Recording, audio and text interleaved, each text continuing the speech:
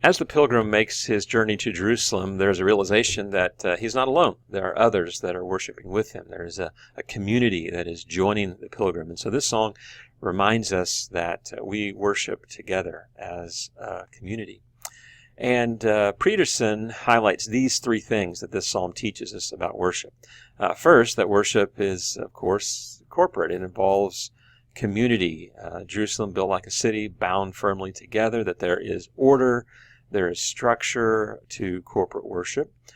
Secondly, Peterson notes that they worshiped according to the decree, that there is...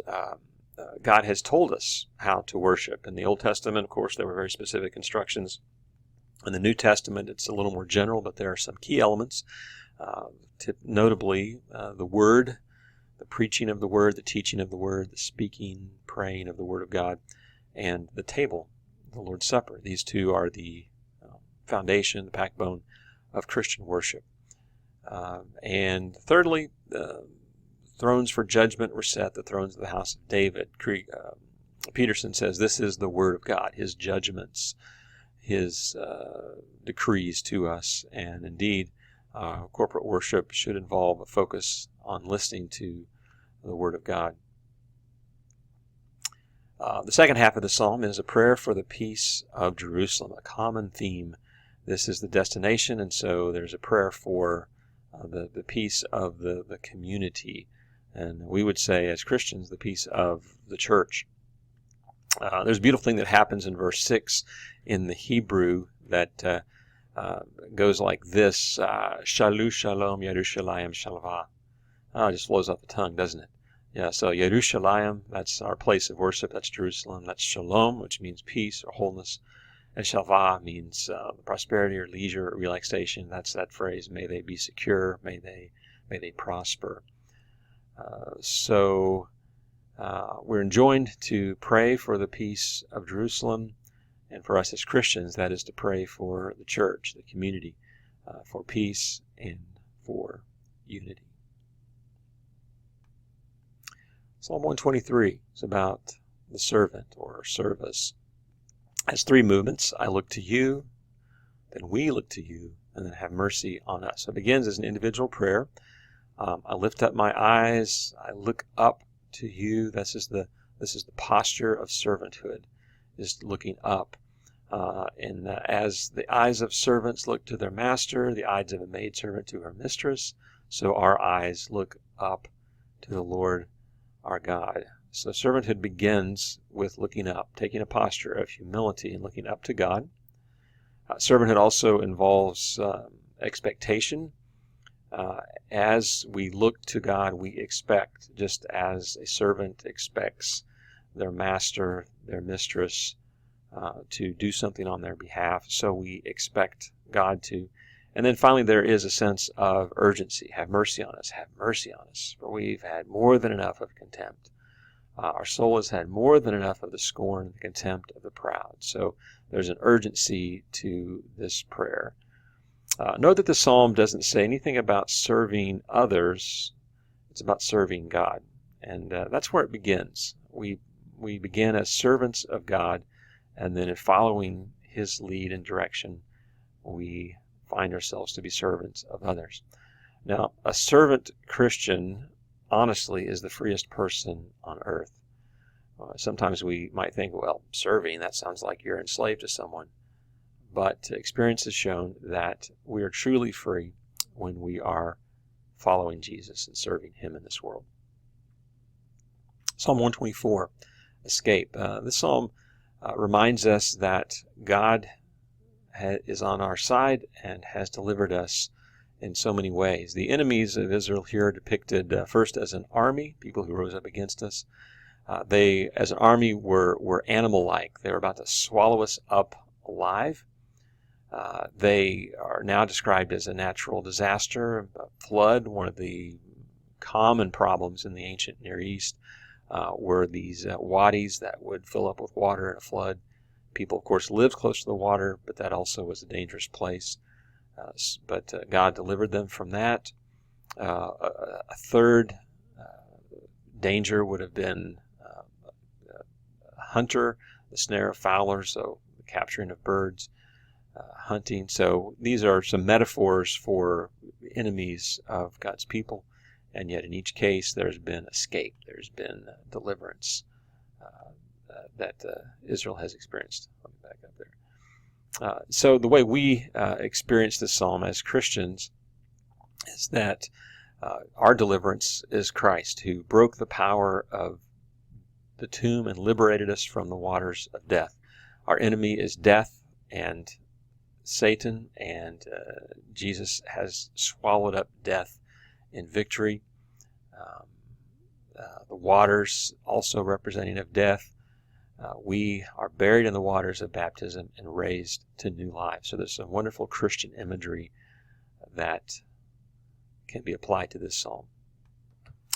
Psalm 125, the mountains and our security. The mountains of Psalm 121, which were seen to house the shrines where gods were worshipped, now take on a more positive image as protection. As the mountains surround Jerusalem, so the Lord surrounds his people. So ancient cities were precarious, so they were often built on mountains or around mountains because it makes them a little more difficult to attack. And the psalmist here says that those who trust in the Lord are like Mount Zion, which can't be moved. So there's security there, and these mountains that surround Jerusalem serve to protect them and prevent armies from invading.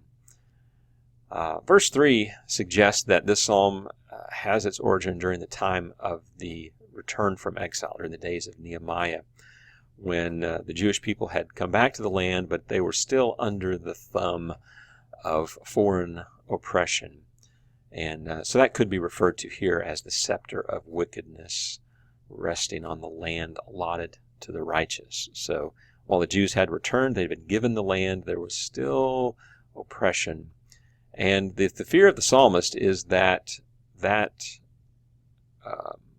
oppressive leadership of foreigners would become the way of the righteous, that the good people that were living in the land would wrestle under that oppression, and they would buy into it as well, that they would become corrupt just like the corrupt leaders that were leading them. So that phrase, power corrupts and absolute power corrupts absolutely, might apply here. So it's a prayer that the Israelites coming back from the exile would not be corrupted by corrupt foreign powers that were over them. Then a prayer for peace in verse 5. For the Christian, our threat is not necessarily a physical threat as much as it is the threat of falling away, of losing the faith, of becoming corrupt, of, as verse 3 says, stretching out our hands to do wrong. And this is what the book of Hebrews warns against, and Psalm 125 does for us as well. 126, sheaves. There's a famous old gospel song, bringing in the sheaves, bringing in the sheaves. We shall come rejoicing, bringing in the sheaves. Well, Psalm 126 describes the return of the captives from Babylon, and we see this expressed in this familiar pattern of past, present, and future, recalling God's help in the past, and then asking for God's help in the present and into the future. When the Lord restored the fortunes of Zion, we were like those who dream. Our mouth was filled with laughter, our tongue with shouts of joy. It was unbelievable, unprecedented, that a foreign power who had conquered a nation would then return that nation back to the land they'd been taken from. In fact, this was said among the nations. This was notable because it had never happened before in human history.